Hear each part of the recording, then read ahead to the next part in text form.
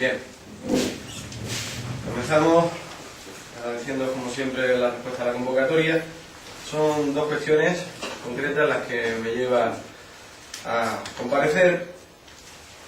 La primera, más importante en cuanto a lo que supone, referente a los fondos europeos. Desde el PSOE de Ceuta consideramos que hay mucho que aclarar todavía sobre los fondos que habrán de llegar a Ceuta. Hay que aclarar si finalmente vamos a tener esa ayuda de 1.100 euros por desempleado, lo que es lo mismo si Ceuta va a participar de esos 930 millones adicionales, ya que el presidente del gobierno de la nación, el señor Rajoy, se olvidó de nombrar a Ceuta dentro de las regiones que se van a ver beneficiadas de esa ayuda al desempleado. Por lo tanto, esto es una cuestión a aclarar. Y también esos 25 millones de euros adicionales que van a llegar, en qué porcentaje se van a repartir entre el fondo FEDER y el fondo social. Pero lo que sí parece un hecho es que esos 25 millones, pudiendo hacer una valoración en torno a si es justo, poco o mucho, esos 25 millones es una cantidad comprometida para Ceuta. Y en torno a ella lo que los socialistas ceutíes proponemos es que se marquen los ejes prioritarios de actuación de los fondos europeos. Mantengamos una reunión a la mayor brevedad entre sindicatos, Cámara de Comercio, Confederación de Empresarios y partidos políticos con representación para marcar esos ejes prioritarios con un único objetivo: que esos 25 millones de euros se pongan a disposición de la lucha contra el desempleo en nuestra ciudad. Los datos son contundentes.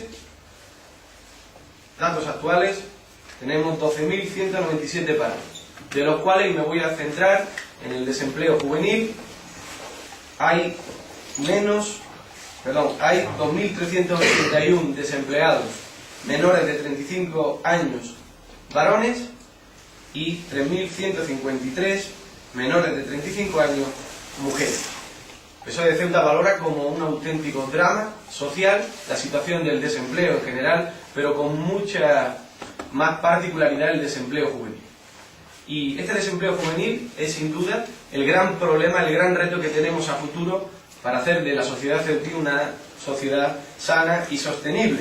Por lo tanto, los esfuerzos que hagamos tienen que ir encaminados a atajar este problema. De ahí que los 25 millones de euros que de forma concreta, esto sí, vamos a recibir, tienen que ser puestos a disposición de la lucha contra el desempleo en 3 líneas de actuación. Tenemos la posibilidad de crear un nuevo plan de empleo específico, tenemos la posibilidad de abrir una línea de crédito para emprendedores y tenemos la posibilidad de crear una partida para incentivar la contratación de jóvenes desempleados. Por lo tanto, estas 3 líneas de actuación: contratación directa a través del plan de empleo, subvención a las empresas que contraten nuevos trabajadores y una línea de crédito para aquellos que quieran emprender una actividad empresarial, tiene, en nuestra opinión, la opinión de los socialistas ceutíes, que ser lo que dirijan los ejes que se marquen como prioritario de actuación de estos fondos europeos. Por tanto, termino exigiendo al gobierno de la ciudad autónoma que convoque esta reunión para poder trabajar sobre estos preceptos, sobre estas ideas, sobre estas necesidades. Bien, y la otra cuestión es una cuestión local, una cuestión también concreta, referente a la consejería que dirige el señor Gregorio García Castañeda, que casi nunca, por no decir nunca, o da respuesta a lo que le preguntamos, o tiene tintes de veracidad lo que nos cuenta. Y les explico. Hace 20 días tuvimos la oportunidad de hablar con el señor García Castañeda para preguntarle sobre el suministro de baldosas modelo octagonal, que son exactamente iguales que los que se están poniendo en Martínez Catena. En aquel entonces conocíamos la existencia de un decreto donde se los enseño, rozando el máximo legal para no tener que hacerlo por concurso público, se abría la línea de contratación, de adjudicación, perdón, a la mercantil Molina Genco por un importe de 17.955 euros. Saben que el máximo legal son 18.000 euros, a partir de tal cantidad tiene que salir a concurso público. Casualidades de la vida, el suministro se saca por 17.955 y por lo tanto no hay que sacarlo a concurso público. Bien, esta es una cuestión sobre la que también tenemos interés en preguntar. ¿Qué ocurre con las adjudicaciones directas? ¿Qué ocurre con la fragmentación de los contratos para que no tengan que pasar por ese concurso público, esa concurrencia en igualdad de oportunidades para todos? Pero sigo con el expositivo. Como les decía, hace 20 días nos interesamos por el suministro de baldosa modelo octogonal. Le preguntamos al señor consejero y nos dijo que desconocía el destino de esa compra. De forma literal, dijo que desconocía para qué se había hecho ese suministro y que seguramente estarían como reposición en el almacén municipal. Hace 10 días, aproximadamente, fuimos a la consejería y allí volvimos a interesarnos por las baldosas. Y le preguntamos de forma directa si esas baldosas eran para la calle Independencia, ya que estaban colocando el mismo modelo que habíamos adquirido, estaban colocando el mismo modelo que habíamos comprado. Y expresamente nos dijo que no, que eso lo pagaba la empresa de alumbrado, que él no iba a regalarle ni un euro a la empresa y que la empresa había tenido que hacer obras y él, que era muy hábil, aprovechó la ocasión para que le pusieran ese mismo modelo. Bien, ayer, precisamente, en un medio de comunicación local, el señor consejero se jactaba de la inversión en torno a los 40 millones de euros, a los 40.000 euros, que la ciudad estaba haciendo en esa misma calle, poniendo ese tipo de baldosas. Por lo tanto, aquí hay una reflexión, si no una aseveración.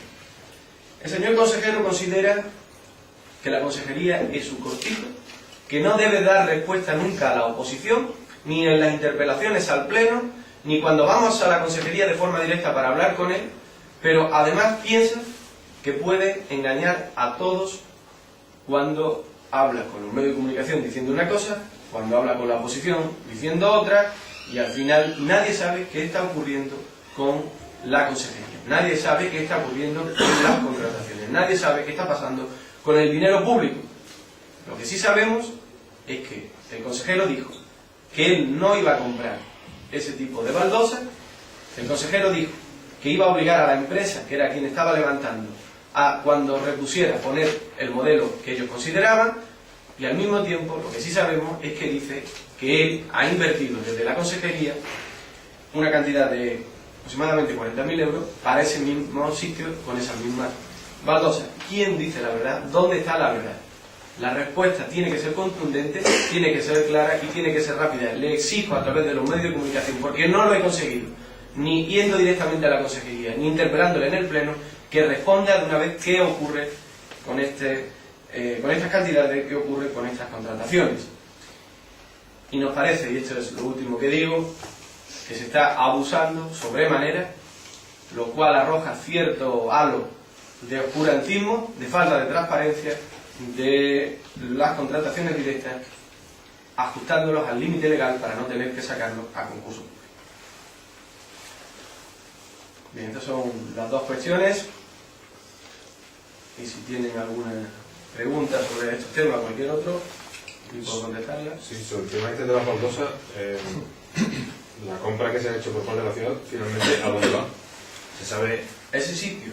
Van a ir a la calle Independencia, que las están colocando, y ahí es donde nos dijo el consejero que ellos no iban a invertir, no iban a gastar dinero público para ponerlas, porque la empresa del alumbrado era quien las tenía que poner, ya que era quien las estaba levantando. Pero las noticias son contradictorias. Una cosa es lo que nos dijo a nosotros y otra cosa es lo que ha dicho en los medios de comunicación. Es verdad que el decreto hace referencia al suministro de 378 metros cuadrados por 47,50 euros metros cuadrados de 17.995 euros. Y el consejero habla, con este mismo tipo de baldosa, de hasta 40.000, con lo cual entendemos que esas baldosas se van a poner en más sitios de la ciudad. Pero en ese sitio concreto, donde nos referimos, nos dijo que sería la empresa quien lo iba a colocar, con cargo a la empresa, y luego, en declaraciones a medios de comunicación, ha dicho que ha sido él, con fondos propios, quienes los han pagado. Por lo tanto, que se aclare qué ocurre. No sabemos qué ocurre. No podemos hacer una denuncia directa a un problema concreto porque desconocemos lo que pasa. Lo que sí podemos señalar es las contradicciones y las aparentes mentiras a un sitio o a otro que el consejero ha ido haciendo. Y lo conocen los ciudadanos, lo conocen los celtíes, porque lo pueden seguir a través de la retransmisión de los plenos. Es un consejero que nunca responde, es un consejero que nunca es claro y es un consejero que siempre se va por la tangente. Por lo tanto, en esa área de transparencia que ahora el Partido Popular parece que está persiguiendo, lo que tienen que obligarle y exigirle al consejero que dé una aclaración y una respuesta a qué está ocurriendo con la contratación, el suministro y la reposición de este tipo de baldosas. ¿Cuál es la opinión del PSOE sobre la reorganización del gobierno con las plazas nuevas que va a crear de coordinador de área? Bueno, nosotros nos hemos pronunciado al respecto. Desde luego que lo que hace este gobierno es darle una vuelta a la ley. La ley le ha dicho que lo que ha hecho no es procedente y por lo tanto, como se empecine, le busca otra fórmula nueva para mantener a estos cargos de confianza, que la única, digamos, capacidad que han demostrado es estar cerca del Partido Popular. Y el Partido Popular y el gobierno del Partido Popular en Ceuta se empecinan en su mantenimiento y busca una fórmula, una argucia, una nueva vuelta de tuerca para intentar eludir lo que la ley ya le ha dicho que es una ilegalidad. Por lo tanto, el PSOE de Ceuta lo que considera es que este gobierno no puede seguir manteniendo la huida hacia adelante como respuesta en todos los casos. Si ha hecho una actuación y se ha equivocado, responsablemente tendría que dar marcha atrás y no buscar la huida hacia adelante, una nueva fórmula para intentar eludir o engañar a la legislación, que al final es lo que se ha hecho. No hace mucho, volviendo al tema anterior, pasó algo similar en la policía local, ¿no? Que se hacían obras justo en el límite. ¿Qué ha quedado de aquello y qué piensa el PSOE que puede quedar de esta denuncia? Viendo... Bueno, es lo que he dicho anteriormente. Este gobierno acostumbra a abusar de los contratos menores para no tener que sacarlo a concurso público, con lo cual está cercenando las posibilidades de otras empresas que en Ceuta pudieran concurrir en igualdad de oportunidades e incluso posibilitar el abaratamiento de esos suministros que se contratan. Esa es la denuncia que venimos haciendo desde siempre. Este gobierno se caracteriza por no reconocer nunca sus errores, por hacer una gestión alejada del interés general de la ciudad, poco transparente y abusando de estas argucias, como he dicho anteriormente. Sacar al concurso un suministro por cantidad de 17.955 cuando el límite está en 18.000 euros es algo que al menos sorprende. Ayer se celebró una junta de portavoces en la que la consejera de Fomento informaba a los grupos de la oposición sobre las negociaciones del futuro posible convenio con el Ministerio de Defensa para la cesión de suelo gratuito a la ciudad. No sé, en esas conversaciones el PSOE también expuso su opinión sobre cómo debería hacerse, cuáles son los terrenos que más le interesan a la ciudad, cuáles no. ¿Se puede comentar algo sobre esa reunión?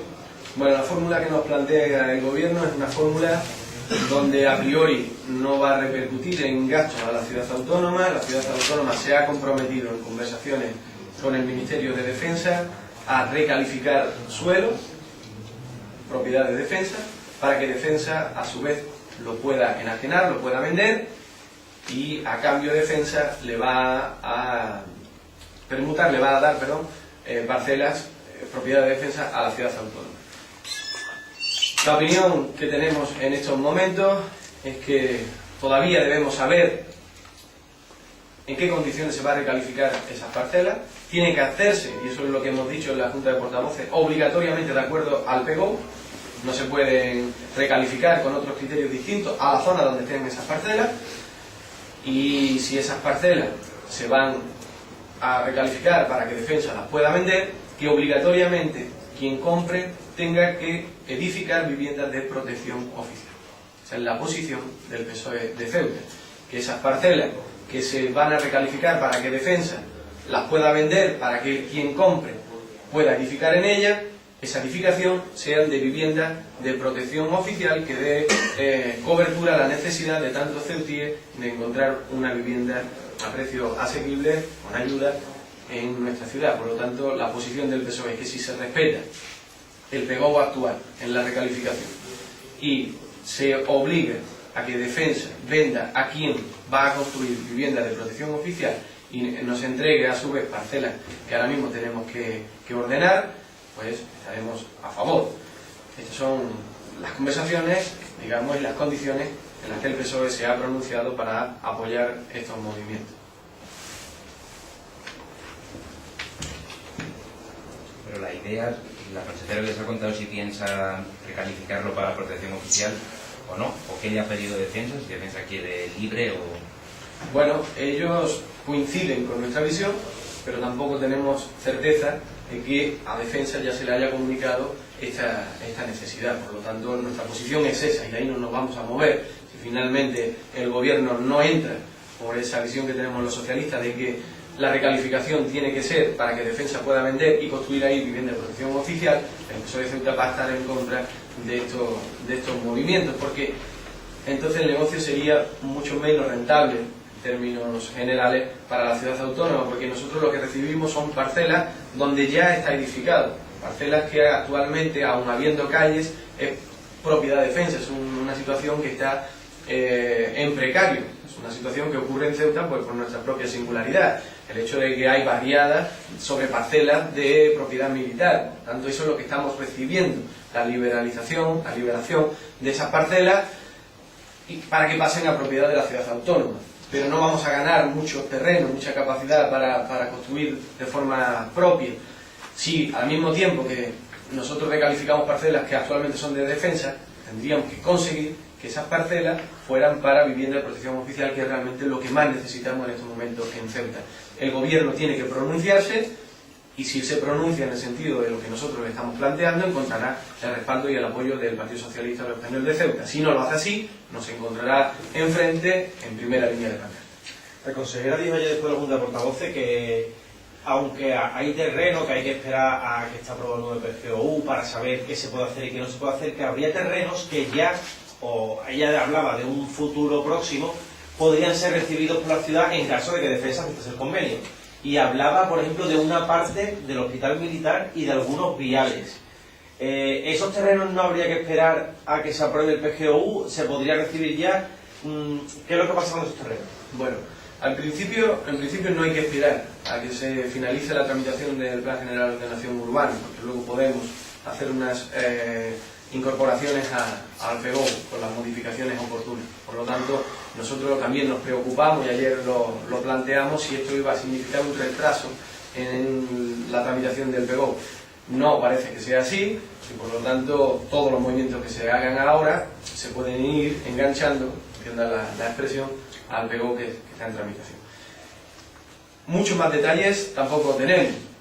Hubo una conversación en el seno de esa Junta de Portavoces y por lo tanto tenemos que ir viendo también que se va aclarando todos los movimientos que el Gobierno tiene en mente y que está en conversación con el Ministerio de Defensa, pero a lo concreto, sobre lo que sí sabemos, es lo que les he planteado anteriormente. ¿Pero a usted políticamente le parece bien que Defensa quiere especular con esos terrenos para un fin o para otros, para obtener dinero? ¿Le parece lógico? Bueno, la fórmula de financiación del Ministerio de Defensa siempre ha sido la misma. Aquí hay un debate abierto sobre si Ceuta, también la ciudad autónoma de Melilla, ¿por qué no?, podrían estar exentas de esa forma de financiarse, de autofinanciarse que tiene el Ministerio de Defensa. Es decir, que estuviéramos fuera de lo que ahora mismo la legislación dice, y es que Defensa solamente puede o permutar o vender sus terrenos. Por lo tanto, ese es un debate distinto y paralelo. Sobre la realidad actual es que Defensa no puede hacer otra cosa que vender o permutar. y en esos movimientos es donde nos estamos moviendo. Le estamos planteando la posibilidad de hacer permutas, de favorecerle a través de la modificación del PO y conseguir esos movimientos que en este caso es a 3 bandas. Si usted me pregunta sobre la posición del PSOE de Ceuta respecto a esa posibilidad de que Ceuta no tenga por qué en igualdad que el resto de territorios nacionales, atendiendo que Defensa prácticamente tiene un porcentaje muy elevado de nuestro suelo en propiedad, estuviéramos fuera de eso, yo le digo que sí. De hecho, en la anterior etapa de gobierno socialista, desde la delegación del gobierno, se hicieron muchas consultas y muchos movimientos en ese sentido, pero es verdad que es una modificación de la ley que ha de ser a nivel nacional, que tiene que encontrar el consenso al menos de los 2 grandes partidos políticos, y por lo tanto tenemos que insistir desde el territorio para favorecer o provocar ese debate. Yo le reconozco que en la anterior etapa no conseguimos que ese debate cogiera cuerpo, y ahora parece que el gobierno de la ciudad autónoma tampoco tiene mucho interés. Tiene que ser el gobierno de la ciudad autónoma quien, en conversaciones con el gobierno de la nación, inicie este debate, con el apoyo, que lo daremos, llegado el caso, de los grupos políticos, en este caso del Grupo Parlamentario Socialista en el Congreso. Pero, insisto, serán posiciones, declaraciones de intenciones de quienes estamos en la oposición en Ceuta, pero es el gobierno de la ciudad autónoma que está en estos momentos, y también en la anterior etapa, quien tiene que exigir y plantear esa modificación de la ley. Nosotros solamente podemos decirles que si lo hacen, les vamos a apoyar. Incluso en la etapa anterior, como les decía, la delegación del gobierno, todos fueron preguntas, todos fueron ver cómo podríamos encaminar ese trabajo, pero la respuesta era siempre la misma: tiene que ser el gobierno de la ciudad autónoma quien lo demande.